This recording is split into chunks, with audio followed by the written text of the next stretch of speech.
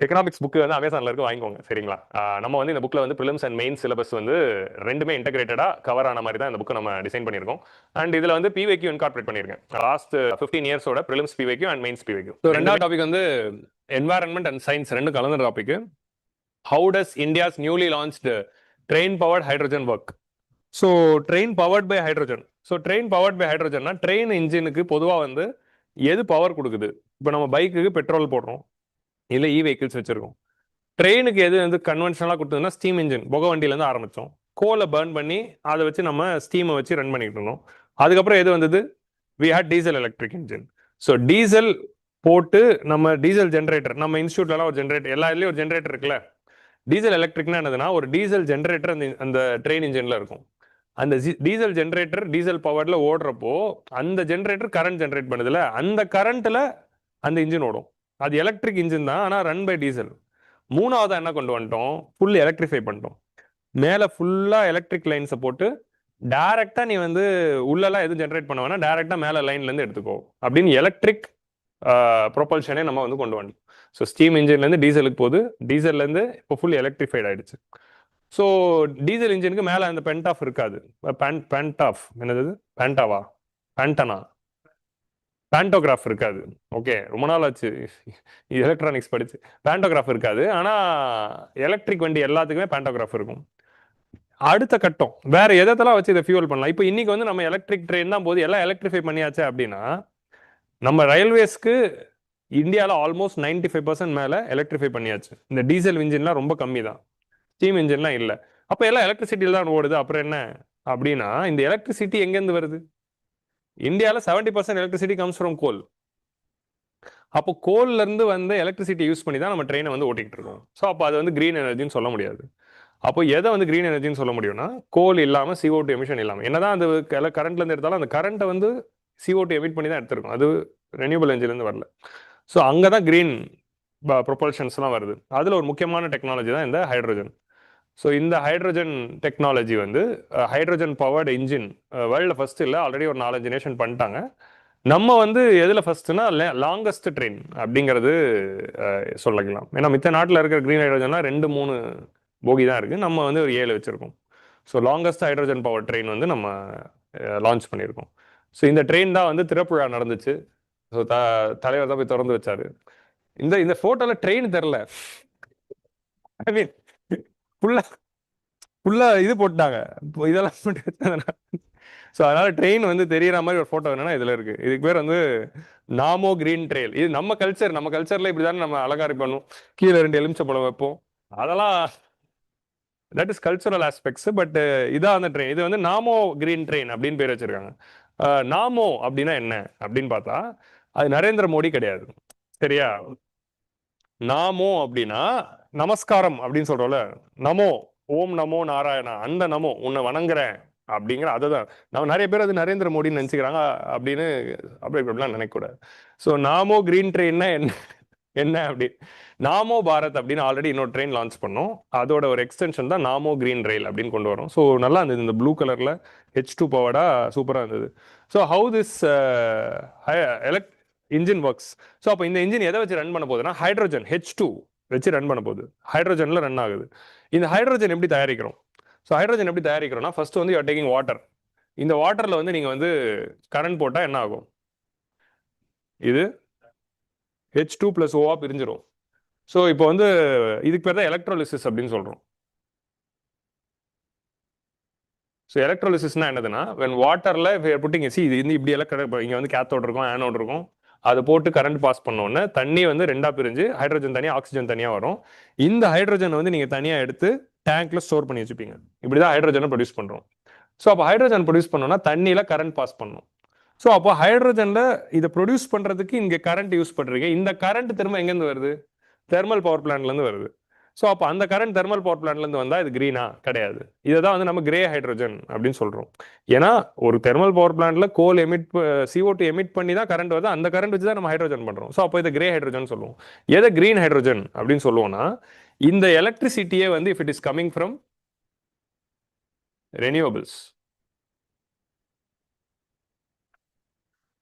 Renewable energy like solar விண்ட்ல இருந்து வந்த கரண்ட்டை வச்சு you are splitting the water and getting hydrogen அப்படின்னா அதை தான் கிரீன் ஹைட்ரோஜன் அப்படின்னு சொல்றோம்.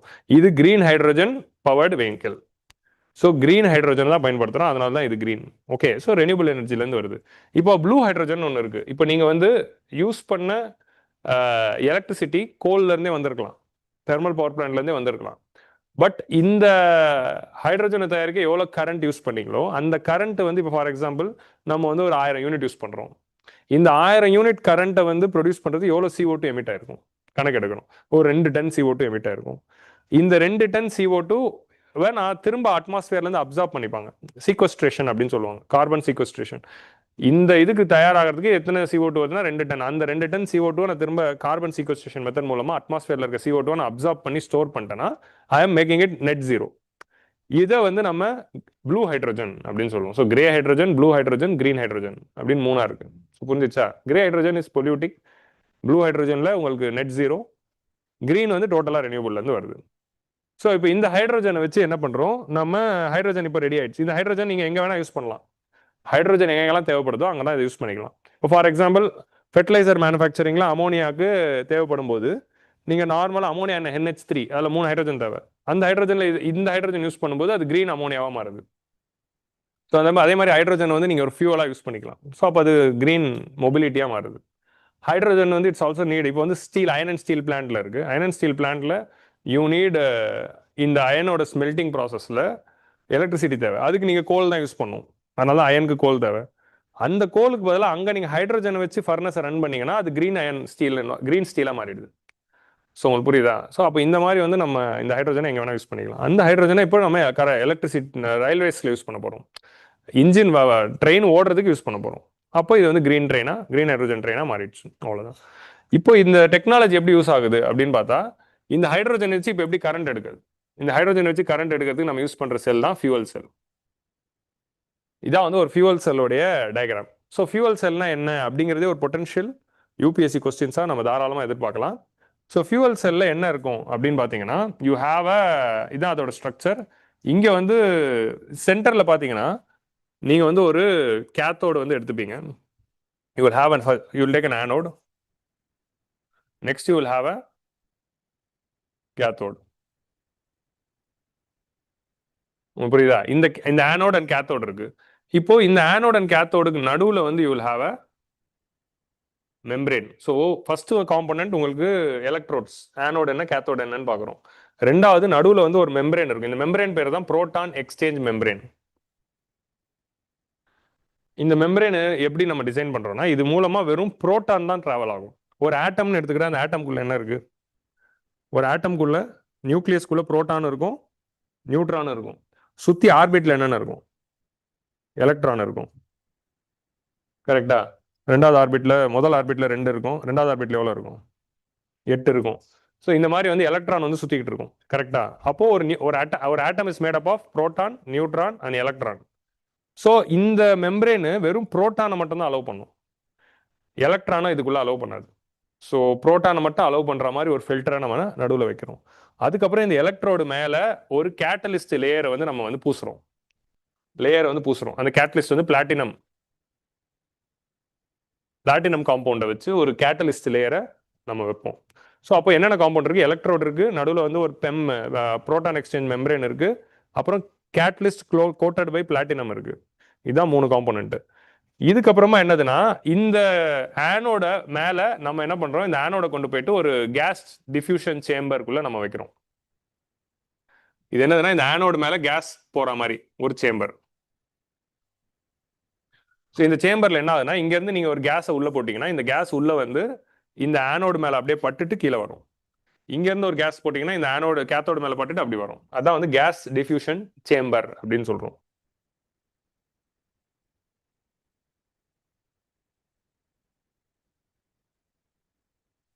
இதுதான் கேஸ் டிஃப்யூஷன் சேம்பர். உங்களுக்கு புரியுதா? இப்போ புரிஞ்சுதா இந்த ஸ்ட்ரக்சரு?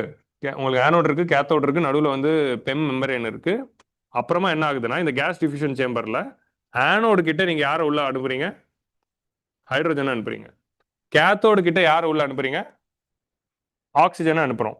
நம்ம கன்வென்ஷனலா இங்க ஏர் இருந்தா இருக்கு, பட் இங்க ஆக்சிஜன் வச்சுக்கோங்க. ஸோ இப்போ என்னதுன்னா ரிவர்ஸ் எலக்ட்ராலிசிஸ் இங்கே நடக்குது. ஸோ தண்ணிக்குள்ள கரண்ட்டை விட்டா அது ஹைட்ரஜன் தனியாக ஆக்சிஜன் தனியாக பிரியும். 2 ஹைட்ரஜனையும் ஆக்சிஜன் திரும்ப ஒன்று சேர்த்தா நமக்கு கரண்ட் வரும். ரிவர்ஸ் இப்போ நீங்கள் மோட்டரில் என்ன பண்ணுறோம், இப்போ ஒரு ஒரு காயில் எடுத்துட்டு மேக்னெட்டிக் ஃபீல்டில் மூவ் பண்ணீங்கன்னா அந்த காயிலுக்குள்ள கரண்ட் வரும். இது ஜென்ரேட்டர். கரண்ட் பாஸ் ஆகிற ஒரு காயில எலக்ட்ரிக் ஃபீல்டுக்குள்ள சுத்துனீங்கன்னா அது வந்து மோஷனை கொடுக்கும். அது மோட்டர். ஸோ மோட்டருக்கு ஜென்ரேட்டருக்கு எப்படி வந்து ஒரு ஆப்போசிட் ரிலேஷன்ஷிப் இருக்கும். Kinetic energy to electric energy, electric energy to kinetic energy. So மோட்டரில் என்ன ஆகுது, you are converting electric energy to kinetic energy. ஜென்ரேட்டரில் என்ன ஆகுது, you are converting electrical I mean kinetic energy to electrical energy. So இந்த மாதிரி தான் தண்ணியில் கரண்ட்டை விட்டா அது ஹைட்ரஜன் ஆக்சிஜனாக ரெண்டாக பிரிக்குது. ஹைட்ரஜனையும் ஆக்சிஜன் ஒன்றா ஃபியூஸ் பண்ணால் அப்போ கரண்ட் வெளியே வரும். இவ்வளோதான் லாஜிக். ஸோ ஃபஸ்ட்டு நம்ம தண்ணியில் கரண்ட்டை போட்டு ஹைட்ரஜன் ஆக்சிஜன் பிரிச்சுக்கிட்டு ஹைட்ரஜனை தனியாக எடுத்து ஸ்டோர் பண்ணிக்கிட்டோம். இப்போ என்ன பண்ண போகிறோம், அந்த ஹைட்ரஜனையும் ஆக்சிஜனையும் ஒன்றா சேர்த்து திரும்ப அதுலேருந்து கரண்ட் எடுக்க போகிறோம். உங்களுக்கு புரியுதா? இது பருத்தி போட்ட கூட அப்படி யோசிக்காதீங்க. So you are creating hydrogen and you are storing it so that you can use it as a fuel later. அதான் இதோடைய லாஜிக். ஸோ இப்போ என்ன ஆகுதுன்னா ஹைட்ரஜன் உள்ள கேஸ் டிஃப்யூஷன் சேம்பருக்குள்ளே வரும். இந்த ஹைட்ரஜன் உள்ள வந்த பிறகு இந்த கேத்தோடு மேலே படும், சாரி ஆனோடு மேலே படும். ஆனோடு மேலே படும்போது பிளாட்டினம் கோட்டட் கேட்டலிஸ்ட் உள்ள வச்சிருக்கோம்ல, அந்த கேட்டலிஸ்ட் என்ன பண்ணும்னா ஹைட்ரஜன் உள்ள இருக்கிற புரோட்டான்ஸையும் எலக்ட்ரான்ஸையும் பிரிச்சிடும். இப்போ ஃபார் எக்ஸாம்பிள் ஹைட்ரஜனுக்குள்ள நம்ம கிட்ட என்ன இருக்கு, hydrogen will have how many electrons, hydrogen will have 1 electron 1 proton. ஒரு எலக்ட்ரான் இருக்கு, சாரி ஒன் புரோட்டான் 1 நியூட்ரான் வந்து நியூக்ளியஸ்ல இருக்கா, சுத்தி எவ்வளோ ஒரு எலக்ட்ரான் இருக்கும். ஹைட்ரஜன் வந்து 1 தானே அட்டாமிக் நம்பர். ஸோ உள்ள ஒரு புரோட்டான் இருக்கு, ஒரு நியூட்ரான் இருக்கு, வெளியே ஒரு எலக்ட்ரான் இருக்கு. இதுதான் ஹைட்ரஜன். அப்போ ஹைட்ரஜன் எவ்ரி ஹைட்ரஜன் ஆட்டம்குள்ள ஒரு எலக்ட்ரான் ஒரு புரோட்டான் இருக்கு. அப்போ H2குள்ள 2 எலக்ட்ரான் 2 புரோட்டான் இருக்கும். ஸோ ஒரு H2 உள்ள போன பிறகு என்ன ஆகுது, எலக்ட்ரான் தனியா புரோட்டான் தனியா பிரியுது. உங்களுக்கு புரியுதா? எலக்ட்ரான் தனியா புரோட்டான் தனியா பிரியுது. இந்த புரோட்டான் என்ன பண்ணும், இந்த இந்த இது ரெண்டும் வந்து இந்த சேம்பருக்குள்ள வரும்போது இந்த லேயர் வந்து வெறும் புரோட்டானை தான் அலோவ் பண்ணும், எலக்ட்ரானை அலோவ் பண்ணாது. ஸோ அப்போ என்ன பண்ணிடுது, புரோட்டான் எல்லாம் இதுக்குள்ள அலோவ் பண்ணிடுது. ஸோ புரோட்டான் வந்து இதுக்குள்ள டிராவல் பண்ணி இந்த இடத்துக்கு வந்துடும், ஆக்சிஜன் இருக்கிற இடத்துக்கு வந்துடும். இந்த எலக்ட்ரானுக்கு இப்படி போக வழி இல்லை, இந்த சைட் போகவும் வழி இல்லை. ஆனால் மேலே வந்து என்ன பண்ணிடுறோம், ஒரு கண்டக்டர் ஒரு வயர் கனெக்ட் பண்ணிடுறோம். அப்போ எலக்ட்ரானுக்கு இந்த சைட் போகவும் வழி இல்லை, இந்த சைட் போகவும் வழி இல்லை. ஆனால் அது பிரிஞ்சு சும்மா இருக்காது. ஒரு எலக்ட்ரானால சும்மா இருக்க முடியாது, தனியாக ஏதாவது பண்ணிக்கிட்டே இருக்கும், அது ரீல்ஸ் பார்த்துக்கிட்டே இருக்கும். ஸோ அப்போ அந்த எலக்ட்ரான் என்ன பண்ணுதுன்னு தெரியாமல் இருக்கிறப்போ மேலே வந்து ஒரு கண்டக்டர் இருந்தோன்னா அது வழியாக மேலே வந்துடும். ஸோ எலக்ட்ரான் என்ன ஆகுது, இங்கேருந்து மூவ் ஆகி இப்படி வந்து இங்கே வந்துடும். ஸோ ஒரு எலக்ட்ரான் வயரில் பாஸ் ஆச்சுன்னா அதுக்கு பேர் தான் கரண்ட்டு. ஸோ உங்களுக்கு கரண்ட் வந்துருச்சு. ஸோ இங்கே வந்து எலக்ட்ரான் இங்கே வந்துருச்சா, இங்கே வந்து எலக்ட்ரான் வந்துருச்சு. Okay, so you are again இங்கேருந்து கிளம்பின எலக்ட்ரான் இங்கே வந்துருச்சு, இங்கேருந்து ட்ராவல் பண்ணி வந்த புரோட்டானும் இங்கே வந்துருச்சு. ஸோ புரோட்டான் எலக்ட்ரான் ஒன்று சேர்ந்து இது வந்து ஹைட்ரஜனாக மாறிடும். இங்கேருந்து காற்றுலேருந்து உங்களுக்கு வந்து ஆக்சிஜன் வரும். இது ரெண்டும் ஒன்று சேர்ந்து இதோட அவுட்புட்டாக வாட்டராக தான் வெளியே வரும். ஸோ ஃபைனலாக என்ன ஆகுதுன்னா இது வழியாக உள்ளே ட்ராவல் பண்ணி ஹைட்ரஜனோட புரோட்டான் வருது, இந்த எலக்ட்ரிசிட்டி வழியாக உங்களுக்கு எலக்ட்ரான் வருது, திரும்ப ரெண்டுமே சேர்ந்து ஆக்சிஜனோட சேர்ந்து அவுட்புட்டாக உங்களுக்கு வாட்டர் வேப்பர் தான் வரும். சரியா? இப்போ இங்கே இந்த இது வழியாக இந்த எலக்ட்ரான் ட்ராவல் பண்ணுதுல, இதுதான் எலக்ட்ரிசிட்டி. எலக்ட்ரிசிட்டினா ஒரு கண்டக்டரில் எலக்ட்ரான் ட்ராவல் ஆகுது. ஸோ இதுலேருந்து நீங்கள் கரண்ட் எடுத்துக்கலாம். இந்த கரண்ட் வந்து டைரக்ட் கரண்டாக இருக்கும். இதை வந்து நம்ம ஆல்டர்னேட்டிங் கரண்டாக மாற்றணும். அதுக்கு நீங்கள் வந்து ஒரு கன்வெர்ட்டரை யூஸ் பண்ணிக்கணும், அவ்வளோதான். ஸோ அப்போ how you are converting hydrogen to electricity, அவ்வளோதான். இப்போ பேட்டரியிலேருந்து எப்படி கரண்ட் வருது அப்படிங்கிறது நம்ம செல் பார்க்குறோம், lithium ion battery, nickel cadmium battery, அந்த மாதிரி ஒரு டைப் ஆஃப் பேட்டரி தான் அந்த ஃபியூவல் செல். ஒரு பேட்டரியில் நீங்கள் சார்ஜ் பண்ணுவீங்க, அந்த சார்ஜ் வந்து டிஸ்சார்ஜ் ஆகும், அப்புறம் திரும்ப சார்ஜ் பண்ணணும். பட் இங்கே அது அப்படி இல்லை, நீங்கள் ஹைட்ரஜனையும் ஆக்சிஜனும் அனுப்பிட்டு இருக்கிற வரைக்கும் அந்த பேட்டரி இயங்கிட்டே இருக்கும். ஸோ அதனால தான் கன்வென்ஷனல் பேட்டரியோட ஃபியூவல் செல் வந்து லாங் என்டூரன்ஸ். ட்ரெயின்லாம் இப்போ வந்து சார்ஜ் காலி ஆச்சு நடுவில் நிற்க முடியாதுல்ல, ரீசார்ஜ்லாம் பண்ண முடியாதுல்ல.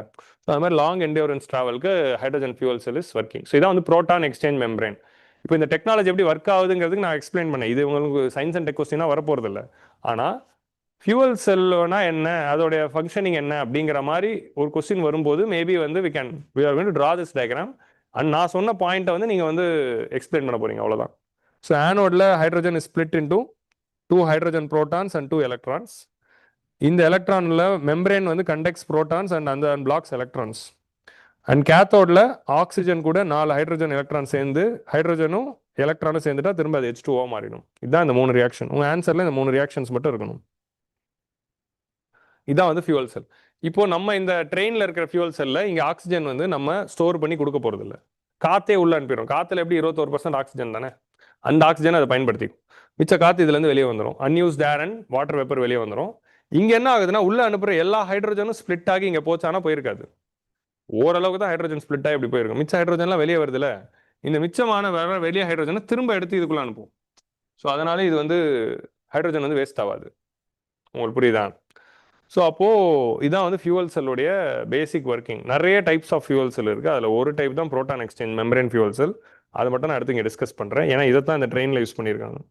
ஓகே, ஸோ இந்த டயக்ராம் மட்டும் ஞாபகம் வச்சுக்கோங்க. Now will go to the concept. மிச்ச கதெல்லாம் இன்னைக்கு நீங்கள் எஃப்ஏக்யூலே படிச்சிருப்பீங்க. India's first hydrogen power train marks the important steps in adopting the next generation technology. So hydrogen fuel cell technology வந்து with own electricity on board. Electricity மேலேருந்து pantograph வழியாக எடுக்கணும்னு அவசியமும் இல்லை, உள்ள டீசலும் போட தேவையில்ல, இந்த ஃபியூவல் செல்லே உங்களுக்கு கரண்ட் கொடுக்கும், அவ்வளோதான். ஸோ இந்த ட்ரெயின் வந்து ஜிந்து டு சோனிபட் அப்படிங்கிற இந்த செக்ஷனில் ஓட போகுது. ரெண்டுமே எங்கே இருக்குன்னா ஹரியானாவில் இருக்குது. ஸோ ஜிந்து டு சோனிபட்டுங்கிறது எதனால சிக்னிஃபிகண்ட் இந்த ரூட் அப்படின்னு பார்த்தீங்கன்னா, இங்கே வந்து யூ ஹேவ் டெல்லி, டெல்லியை சுற்றி இங்கே வந்து உங்களுக்கு வந்து யூ ஹேவ் ஹரியானா அண்ட் இங்கே வந்து யூபி, அன்றைக்கி ராஜஸ்தான் இருக்கும். ஸோ இப்போ இந்த ஹரியானா ரீஜனில் இங்கே வந்து யூ ஹாவ் ஜிந்து, இங்கே டெல்லியோட ஒரு சேட்டலைட் டவுன் தான் சோனிபட். உங்களுக்கு புரியுதா? ஸோ டெல்லி கூட கனெக்டிவிட்டியை வந்து இது வந்து அதிகப்படுத்தும். டெல்லியை சுற்றி நிறையா இருக்குல்ல, சோனிபட்டு, பானிபட்டு, மீரட்டு, அப்புறமா காசியாபாத், ஃபரிதாபாத், குருகிராம், நொய்டா, இதெல்லாம் டெல்லி சுற்றி இருக்க சேட்டலைட் சிட்டிஸ். நம்ம நாட்டிலே சேட்டலைட் சிட்டிஸ் அதிகமாக இருக்கிற ஊரே டெல்லி தான். போன சென்சஸ் படி லார்ஜஸ்ட் சிட்டி இன் இந்தியாவா 2011 சென்சஸில் மும்பைன்னு நம்ம படிப்போம், டெல்லி வந்து செகண்டில் தான் இருந்துச்சு. இப்போ எடுக்க போகிற சென்சஸில் கிளியர் கட்டாக Delhi will be the most populous city in country. மும்பைலாம் செகண்டுக்கு போயிருக்கும்.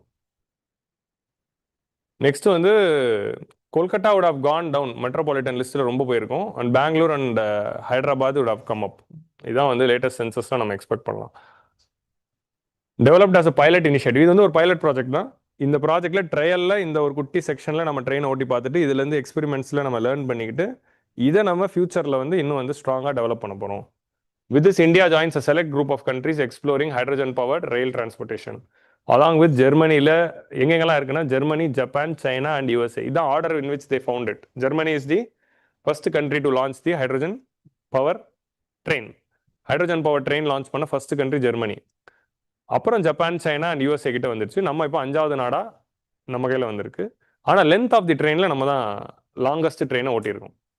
இதோடைய டிசைனை வந்து இந்த ட்ரெயினை டிசைன் பண்ணது யாருன்னா research design standards organisation, RDSO அப்படிங்கிற ஒரு ரிசர்ச் ஆர்கனைசேஷன் இருக்கு. இந்த ஆர்கனைசேஷன் எந்த மினிஸ்ட்ரி கீழே இருக்குன்னா மினிஸ்ட்ரி ஆஃப் ரயில்வேஸ் தான். Research design and standards organisation is a railways கீழே இருக்கிற ஒரு ரிசர்ச் இன்ஸ்டியூட். அவங்க தான் அதை டிசைன் பண்ணியிருக்காங்க. ஃபுல்லி இண்டிஜினஸ் ஆத்ம நிர்பர் ப்ராடக்ட். ஸோ புரியுதா? ரிசர்ச் டிசைன் ஸ்டாண்டர்ட்ஸ் ஆர்கனைசேஷன் பற்றி போய் படிங்க. ப்ரிலிம்ஸ் பாயிண்ட் ஆஃப் வியூவில் இந்தியன் இப்போ நமக்கு மேட்ச் ஃபாலோயிங்ல கேட்குறாங்களே, ஒரு ஆர்கனைசேஷனை கொடுத்துட்டு அது எந்த மினிஸ்ட்ரி கீழே இருக்கு, அதான் வந்து latest UPSC trend in the prelims. Key features of the hydrogen power train, இதில் என்ன இருக்கு, இதெல்லாம் சும்மா பாருங்க, இதெல்லாம் ஞாபகம் வச்சுக்க தேவையில்ல, சும்மா பாருங்க. 10 கார், 10 போகி இருக்கு, powered by 1200 kilowatt hydrogen fuel cell. இது வந்து 1200 கிலோவாட் கரண்ட் கொடுக்குமா. Approve to operate at maximum 75 km/h design to 110 km/h design. Capacity வந்து 2600 passenger. Developed at from the design stage. ஃபுல்லாகவே வந்து இந்தியாவுக்குள்ள தான் பண்ணியிருக்கோம். Technology behind train, the hydrogen fuel cell technology producers electricity through a chemical reaction. So பொதுவாக வந்து இங்கே chemical reaction is converted to electrical reaction. இதான் வந்து இன்ட்ரோடக்ஷனில் நீங்கள் ஆன்சர் ரைட்டிங்கில் இது ஒன்று எழுதணும். ஃபியூவல் செல் பற்றி கொஸ்டின் வருதுன்னா இந்த டயக்ராம் வரைய போகிறோம், கீழே இருக்கிற அந்த 3 ரியாக்ஷன் எழுத போகிறோம். இதோட ஒர்க்கிங் பற்றி எழுதுறப்போ இது முக்கியமாக எழுதணும். Chemical reaction to a electrical chemical energy to electrical energy. So இங்கே கெமிக்கல் எனர்ஜி தானே, வாட்டர் பிரிக்கிறோம், வருது, மெம்பரேன் வழியாக போகுது, chemical energy to electrical energy. So அதுதான் வந்து வி ஹேவ் டு ரைட். நம்ம ஜென்ரலாக வந்து கரண்ட் வரும்போது பொட்டன்ஷியல் எனர்ஜி டு எலக்ட்ரிக்கல் எனர்ஜியா, கைனட்டிக் எனர்ஜி டு எலக்ட்ரிக்கல் எனர்ஜியா. இப்போ ஜென்ரேட்டருங்கிறது கைனட்டிக் எனர்ஜி, ஹைட்ரோ பவருங்கிறது பொட்டன்ஷியல் எனர்ஜி. ஸோ அந்த மாதிரி எந்த எனர்ஜியை வச்சு நீங்கள் எலக்ட்ரிசிட்டி எடுக்கிறீங்க அப்படின்னு நம்ம ஆன்சர் கீவேர்டு எழுதுறப்போ இதை ஆட் பண்ணிக்கலாம். காமர்ஸ் ஸ்டூடெண்ட்ஸ்லாம் முறைச்சிட்டு இருப்பீங்க, என்னென்னவோ வளர்றான் அவன், என்னடா பண்ணுறது அப்படின்னு. சயின்ஸ் ஸ்டூடெண்ட்ஸ்க்கு ஓரளவுக்கு புரியும். இன்ஜினியரிங் படித்தவங்களுக்கு ஓரளவுக்கு நல்லாவே புரியும் அப்படின்னு நம்புகிறேன். ஐ மீன் கோவிட் பேட்சுக்கு இப்போ தெரில. ஸோ நெக்ஸ்ட் அடுத்து வந்து டெக்னாலஜி வந்து அதான் புரோட்டான் எக்ஸ்சேஞ்ச் மெம்பரேன் ஃபியூவல் செல். ஸோ இந்த வேர்டை மட்டும் ஞாபகம் வச்சுக்கோங்க. இப்போ புரோட்டான் எக்ஸ்சேஞ்ச் மெம்பரேன் ஃபியூவல் செல் பற்றி டீட்டெயிலாக படிங்க. நானே அதை சொல்லிட்டேன். இதை தாண்டி ஒர்க்கிங் எதுவுமே எக்ஸ்ட்ரா தேவையில்ல. வேறு ஏதாவது ஃபீச்சர்ஸ் இருக்காங்கிறத பாருங்கள். எது கேத்தோடு எது ஆனோடுங்கிறத மட்டும் பார்த்துக்கோங்க. ஸோ இதில் யூஸ் பண்ணுற அந்த மெம்பரேன் வந்து this fuel cell that generate electricity by reacting hydrogen oxygen across இந்த மெம்பரேன் எதுலேருந்து செய்கிறாங்கன்னா perfluoro sulphonic acid polymer membrane. அந்த புரோட்டான் மெம்பரேன் எதை யூஸ் பண்ணுதுன்னா ஃப்ளூரோ சல்ஃபோனிக் ஆசிட் PFSA. இது ப்ரிலிம்ஸ்ல கேட்கலாம். Perfluorosulphonic acid polymer membranes are generally used in அப்படின்னு கேட்டு ஆப்ஷன்ல ஃபியூவல் செல் ஒரு ஆப்ஷனா இருக்கலாம். அந்த மாதிரி ஆல்ரெடி கேட்டிருக்காங்க இந்த மாதிரி மாடல்ல. இதோட பை ப்ராடக்ட் என்ன? வெறும் வாட்டர் வேப்பர் தான், ஸ்டீம் தான். ஒரு காலத்துல ஸ்டீம் தான் இன்புட்டா இருந்தது, இப்போ ஸ்டீம் அவுட்புட் ஆயிடுச்சு ஹைட்ரோஜன் ஃபியூவல் செல்ல. ஸோ இதுல வந்து ஐ மீன் இந்த ஜூல்ஸ் இதெல்லாம் ஞாபகம் வச்சுக்க தேவையில்ல, ஜஸ்ட் சும்மா பாருங்க. It is low maintenance. இது ஏன் வந்து இதோட மிகப்பெரிய அட்வான்டேஜ் என்னன்னா, ஜீரோ எமிஷன்ஸ், டோட்டலா கிரீன் ஹைட்ரோஜன், கார்பன் எமிஷன்ஸ் ரொம்ப கம்மி. அண்ட் இந்த ட்ரெயினோடைய ஆப்ரேஷன்ஸ் அண்ட் மெயின்டெனன்ஸும் ரொம்ப சீப். ஏன்னா there is no moving parts. ஒரு இன்ஜின்ல மிகப்பெரிய பிரச்சனை என்னதுன்னா மூவிங் பார்ட் தான். மூவிங் பார்ட் இருக்கிறப்ப தான் வேர் அண்ட் டயர் நடக்கும், ரிப்பேர் நடக்கும், எஃபிஷியன்சி குறையும் வித் டைம், டிப்ரிசியேஷன்ல. இது வெறும் வந்து ஒரு ஸ்டாட்டிக் செல்லு தான், ஒரு லேயர், ஒரு மெம்பரேன் தான். அப்படிங்கிறதுனால மூவிங் பார்ட்டே இல்லாததுனால இந்த இன்ஜின் வந்து அவ்வளோ சீக்கிரம் வந்து வேர் அண்ட் டயர் ஆகாது அப்படிங்கிறது நம்ம சொல்றோம். And it's cleanest propulsion technology available. Hydrogen infrastructure, இதுக்கு நம்ம இந்த ட்ரெயினுக்காகவே நம்ம ஹைட்ரோஜன் தயாரிக்கிறதுக்கு ஜிந்துல ஒரு ஹைட்ரோஜன் பிளான்ட்டை வந்து நம்ம ஸ்டார்ட் பண்ணியிருக்கோம். ஜிந்துங்கிறது ஹரியானால இருக்க ஒரு ஊர். That 3000 kgs of hydrogen at a time produce பண்றதுக்கு ஒரு பிளான்ட் ஆரம்பிச்சிருக்கோம். அண்ட் இந்த ட்ரெயினோட டிசைன்ல ஃப்ரண்ட் எப்படின்னா 2 ஹைட்ரோஜன் டிரைவிங் பவர் கார்ஸ். ஃப்ரண்ட்ல 2 double engine train. Double engine ட்ரெயின்லாம் பார்த்துருக்கீங்களா? பெரிய பெரிய கூட்ஸ் ட்ரெயின்லாம் டபுள் இன்ஜின் இருக்கும். அந்த மாதிரி இதுவும் டபுள் இன்ஜின் தான். அது டபுள் இன்ஜின் இருந்தால் தான் ஃபுல் ஸ்பீடில் போகுங்கிறதுனால இப்போதைக்கு நம்ம ரிசர்ச்காக ரெண்டு ஹைட்ரோஜன் டிரைவிங் பவர் கார்ஸ். டிபிசினா ஒன்றும் இல்லை, இன்ஜினை தான் டிரைவிங் பவர் கார் அப்படின்னு சொல்கிறோம். And 8 trailer coaches. பின்னாடி வந்து கோச்சஸ் வந்து 8, ஸோ மொத்தம் 10 வருது. ஸோ இந்த ஃபியூவல் செல் அப்புறம் லித்தியம் அயான் பேட்டரிஸ் வந்து இருக்கு. இந்த ஃபியூவல் செல்லேருந்து வர கரண்ட் டேரெக்டாக எடுத்து இந்த ட்ரெயின் எப்படி ஓடுதுன்னா, இந்த ஃபியூவல் செல்லேருந்து கரண்ட் வருதா, இந்த கரண்ட்டை வந்து நீங்கள் you have to store in a battery. அந்த கரண்ட்டை பேட்டரியில் ஸ்டோர் பண்ணி வைப்பாங்க. அந்த பேட்டரி தான் லித்தியம் அயான் பேட்டரி. இப்போ இந்த பேட்டரியில் இருக்கிற கரண்ட்டை வச்சு நீங்கள் என்ன பண்ண போறீங்க? உங்கள் மோட்டரை சுத்த போறீங்க. இப்போ டீசல் எலக்ட்ரிக்கில் என்ன பண்ணும்? டீசல் ஜென்ரேட்டரை ஓட விட்டு அதுலேருந்து வர கரண்ட்டை வச்சு ட்ரெயினை ஓட்டணும். இப்போ என்ன பண்ணுறோன்னா ஹைட்ரோஜன் ஃபியூவல் செல்லேருந்து வர கரண்ட் எடுத்து பேட்டரியில் போட்டு அந்த பேட்டரியில் எடுத்து ஓட்ட போகிறோம்.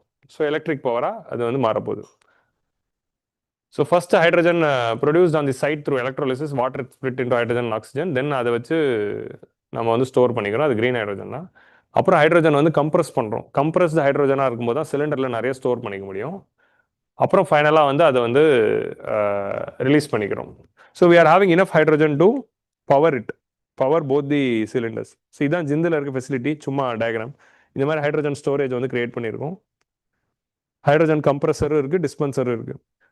ஸோ இதோட ஆப்ரேஷன்ஸ் எப்படின்னா, அட் அ டைம் 2 இன்ஜினுக்குமே நீங்கள் ஹைட்ரோஜனை நிரப்பிட்டு இமீடியட்டாக அடுத்த ஒரு ட்ரிப் வந்து சோனிபட்டுக்கு போயிட்டு ரிட்டர்ன் வந்த பிறகு இமீடியட்டாக ஃபில்அப் பண்ணிட்டு திரும்ப போயிடணும். அந்த அளவுக்கு வந்து ஆப்ரேஷன் டைமை வந்து ரெடி பண்ணியிருக்காங்க. சேஃப்டி. இப்போ அடுத்த ஹைட்ரோஜனில் இருக்க ஒரு முக்கியமான விஷயம் என்னதுன்னா, hydrogen is the most inflammable. ஈஸியாக பற்றிக்கும். பயங்கரமாக வத்திக்கிட்டு வெடிக்கிற டெண்டன்சி உடைய ஒரு பொருள். அப்போ அதை வச்சு நீங்கள் வந்து ஒரு ட்ரெயின் ஓட்டிட்டு போனால் ட்ரெயின் எப்படா வெடிச்சிரும், இப்போ வெஹிக்கிள்லேயே எப்போ பற்றிக்கும் அப்படின்னு நிறைய பேர் பயப்படுற மாதிரி இது பயம் இருக்க தான் செய்யும். அதனால தான் ஹைட்ரோஜன் வந்து யூஸ் பண்ணல. So safety is very very important. And இந்த சேஃப்டிக்காக தான் ரிசர்ச் இவ்வளோ நாள் போயிட்டு இருக்கு. ஹைட்ரோஜனை வச்சு எதை வேணால் ஓட்டலாங்கிறது எப்பயோ நமக்கு தெரியும். But safety was delaying it. So சேஃப்டிக்கு என்ன பண்ணியிருக்கோம்னா, petroleum and explosive safety organisation. இது வந்து இந்தியாவுடைய ஒரு எக்ஸ்ப்ளோசிவ்ஸ் ரிலேட்டடாக எங்கே எக்ஸ்ப்ளோசிவ் மெட்டீரியல் இருந்தாலும் அதோட சேஃப்டிக்கு ஸ்டாண்டர்ட்ஸ் கொடுக்குற ஆர்கனைசேஷன் தான் இந்த petroleum explosives and safety organisation under ministry of petroleum.